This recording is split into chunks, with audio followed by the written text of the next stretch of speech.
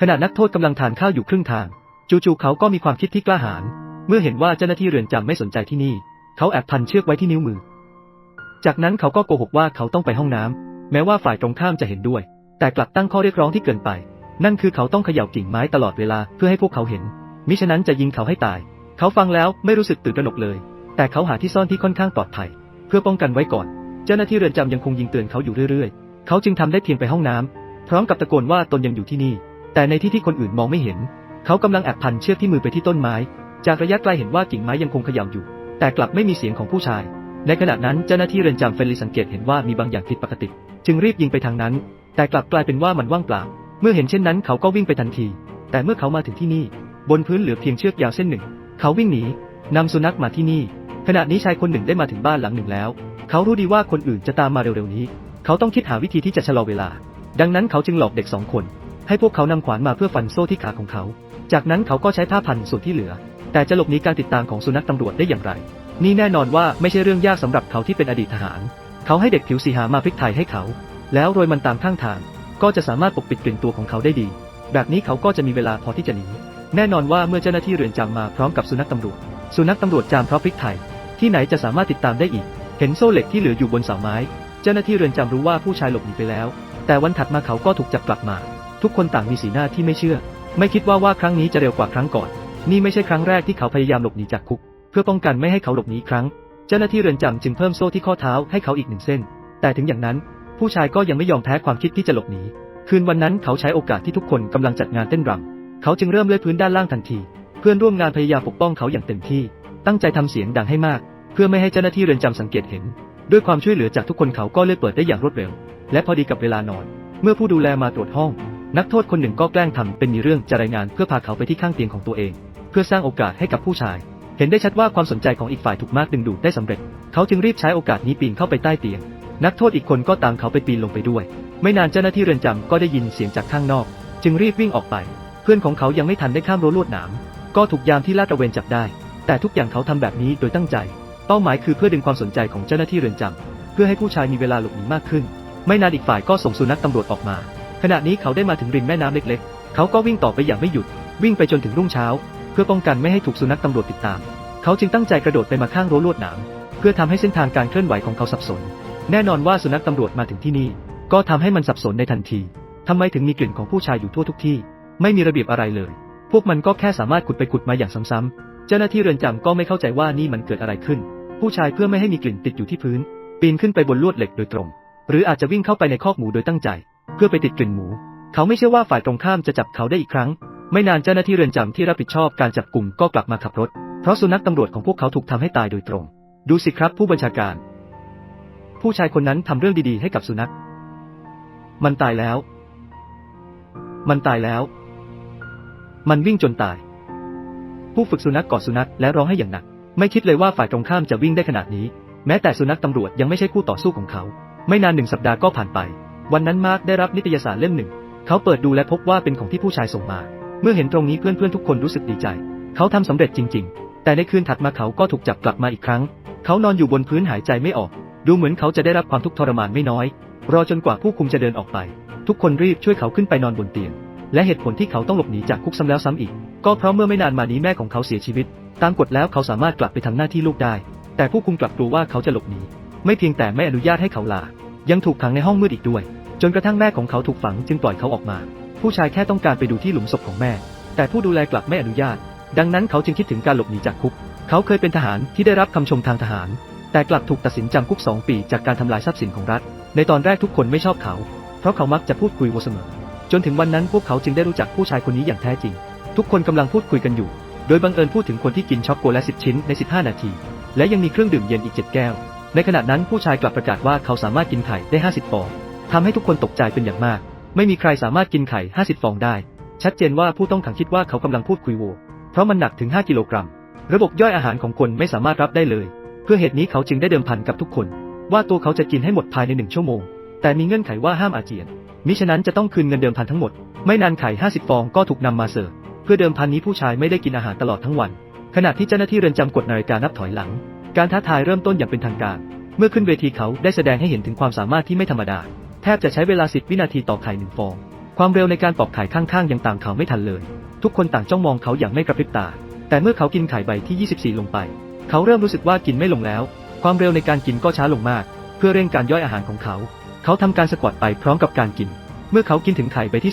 32ท้องของเขาใหญ่เหมือนคนตั้งครรภ์แล้วรู้สึกเหมือนจะระเบิดได้ทุกเมื่อเขาเดินไปที่ข้างสระน้ำแล้วเปิดก๊อกน้ำในขณะที่ทุกคนคิดว่าเขาจะอาเจียนเขากลับแค่บ้วนปากเท่านั้นแล้วเขาก็กลับไปที่สนามรบอีกครั้งเพื่อนร่วมทีมช่วยประคองเขาให้เคลื่อนไหวพร้อมกับป้อนไข่ให้เขาทุกคนต่างคิดว่าเขาคงกินไม่หมดแน่ตอนนี้ทุกครั้งที่เขากินไข่1 ใบเขากำลังท้าทายขีดจำกัดของตัวเองตอนนี้เหลืออีก9 ใบมาร์คยืนข้างๆปลอบเขาเหมือนกับว่าเขากำลังกินไข่ควายแต่เวลาที่เหลือมีเพียง6 นาทีเขานอนลงทันทีให้เพื่อนแต่ละคนป้อนเขาทีละคน30 วินาทียังมีอีก1 อันสู้ๆกลืนเข้าไปกลืนสิอันสุดท้ายแล้วเพื่อนเคี้ยวหน่อยสิ29 8 7 6ในที่สุดก่อนที่การนับถอยหลังจะสิ้นสุดชายคนหนึ่งสามารถกลืนไข่ใบสุดท้ายลงไปได้สำเร็จตั้งแต่นั้นเป็นต้นมาทุกคนเปลี่ยนความคิดเกี่ยวกับเขาอย่างสิ้นเชิงเขาได้พิชิตทุกคนที่อยู่ที่นั่นด้วยการกระทำจริงถ้าเขาเคยได้รับความเคารพจากทุกคนด้วยความสามารถสิ่งที่เกิดขึ้นต่อไปคือการพิชิตพวกเขาด้วยจิตวิญญาณที่ไม่ยอมแพ้วันนั้นมีการแข่งขันการชกมวยในเรือนจำมาร์คซึ่งเป็นนักชกมวยได้ขึ้นเวทีเป็นคนแรกคนอื่นๆไม่กล้าที่จะท้าทายเขามีเพียงชายคนเดียวที่ยืนขึ้นไปแต่เขาที่ผอมแห้งนั้นไม่ใช่คู่ต่อสู้ของเขาเลยเขาต่อยฝ่ายตรงข้าม1 หมัดฝ่ายตรงข้ามไม่เป็นอะไรเลยแต่ฝ่ายตรงข้ามกลับสามารถน็อกเขาลงได้ด้วยหมัดเดียวทุกครั้งนี่เป็นการแข่งขันที่ไม่สมดุลอย่างสิ้นเชิงทั้ง2 คนไม่อยู่ในระดับเดียวกันเลยแต่เขาไม่ว่าจะล้มไปกี่ครั้งก็จะลุกขึ้นมาใหม่เสมอไม่รู้ว่าเวลาผ่านไปนานแค่ไหนนักโทษที่มุงดูไม่สามารถทนดูต่อไปได้ชวนเขาให้ยอมแพ้เขาจะทำร้ายคุณนะเพื่อนไม่โทษคุณหรอกมันตัวใหญ่เกินไปแต่ผู้ชายยังคงไม่ยอมแพ้แสดงว่าต้องการให้ตัวเองล้มลงเว้นแต่จะทำให้เขาตายหลายคนไม่สามารถทนดูต่อไปได้หันหลังกลับไปที่ห้องขังทันที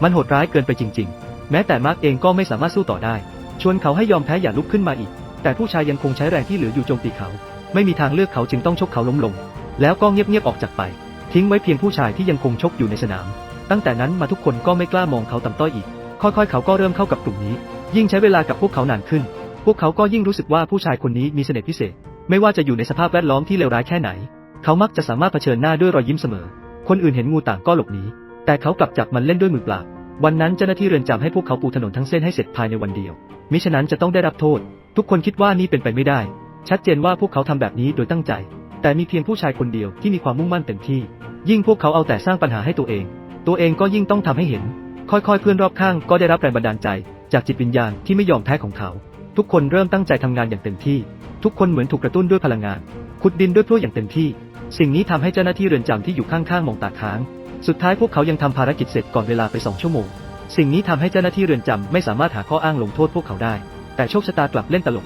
วันถัดไปผู้ชายก็ได้รับข่าวการเสียชีวิตของแม่ตั้งใจจะขอลาไปดูแม่แต่ถูกปฏิเสธทันทีเลยคิดถึงการหลบหนีจากคุกเพื่อป้องกันไม่ให้เขาหลบหนีอีกเจ้าหน้าที่เรือนจำเริ่มคิดหาวิธีทรมานเขาเพียงแค่เขาหยุดทำงานที่อยู่ในมือเขาก็จะต้องเผชิญกับการถูกต่อยและเตะตอนกลางคืนจะถูกขังในห้องมืดเพื่อทำลายจิตใจและความตั้งใจของเขาทำให้เขาไม่มีแรงที่จะหลบหนีชายคนหนึ่งเพิ่งทำงานเสร็จในวันนั้นยังไม่มีเวลาได้พักก็ถูกเจ้าหน้าที่เรือนจำเรียกไปอีกฝ่ายนั้นให้เขาขุดหลุมที่นี่ถ้าขุดไม่เสร็จจะไม่ได้กินข้าวแต่เขาก็ขุดหลุมได้อย่างยากลำบากเจ้าหน้าที่เรือนจำอีกคนเดินเข้ามาด้วยความโกรธถามว่าเขากำลังทำอะไรทำไมถึงทำให้ที่นี่เป็นแบบนี้แล้วให้เขารีบเติมหลุมให้เรียบร้อยแต่เมื่อเขาใช้แรงทั้งหมดเติมหลุมเสร็จเจ้าหน้าที่เรือนจำคนก่อนหน้านี้ก็เดินเข้ามาอีกบอกว่าหมายถึงหลุมที่ให้คุณขุดอยู่ที่ไหนทำไมต้องเติมมันกลับเข้าไปผู้ชายไม่สามารถทนได้อีกต่อไปเขาพุ่งไปหาคนตรงหน้าเขารู้ดีว่าทั้ง2 คนนี้ชัดเจนว่ากำลังเล่นเขาแต่สิ่งที่ได้กลับมาคือการถูกตีอย่างหนักเพื่อนร่วมทีมอยู่ข้างๆร้องเพลงให้กำลังใจเขาจึงต้องหยิบพลั่วขึ้นมาอีกครั้งเพื่อยอมรับความจริงที่โหดร้ายนี้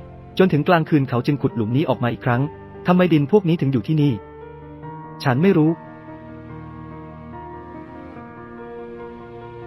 ไม่ต้องเป็นหัวหน้าอย่าตีฉันอีกเลยขอให้พระเจ้าอย่าตีฉันอีกเลย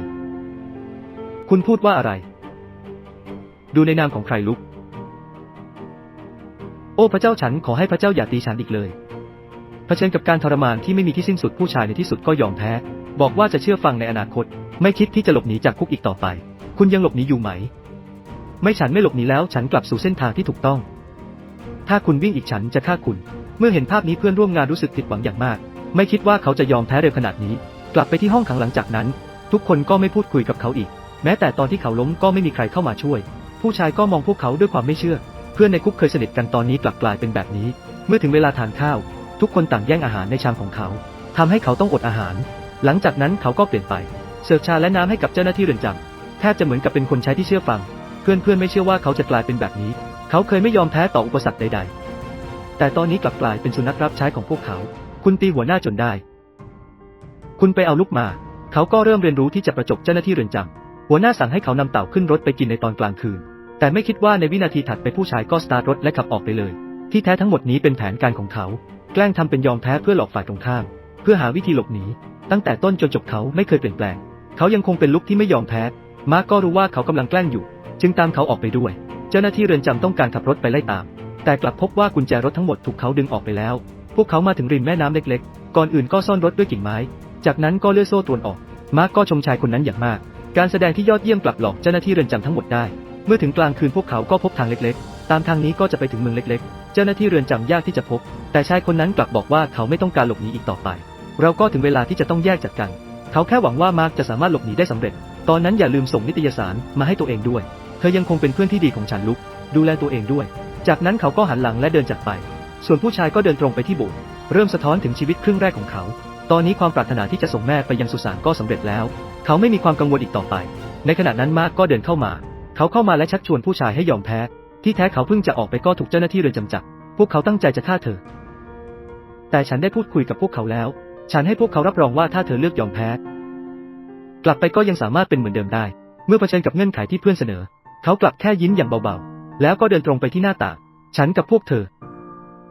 ไม่สามารถสื่อสารกันได้ผู้ชายเลือกที่จะจบทุกอย่างด้วยวิธีนี้การหลบหนีจากคุกของเขาไม่เคยเป็นเพราะต้องการหลบหนีแต่เป็นการต่อต้านต่อความไม่ยุติธรรมในโลกนี้เขายอมเลือกที่จะตายยังดีกว่าไม่ต้องกลับไปอยู่ในโซ่ตรวนจนถึงวินาทีสุดท้ายของชีวิตรอยยิ้มยังคงอยู่ที่ริมฝีปากของเขาตั้งแต่นั้นมาในคุกก็เริ่มมีตำนานของเขาแพร่กระจายออกไปชายผู้สร้างปาฏิหาริย์มากมายแต่โลกนี้ไม่มีรอยยิ้มของเขาอีกต่อไปพวกคุณรู้จักรอยยิ้มของลุกใช่ไหมเขายิ้มอยู่บนใบหน้าจนถึงวินาทีสุดท้ายถ้าหากเจ้าหน้าที่เรือนจำไม่เข้าใจมาก่อนแต่ในขณะนั้นพวกเขาเข้าใจแล้วพวกเขาจะไม่มีวันทำให้เขายอมแพ้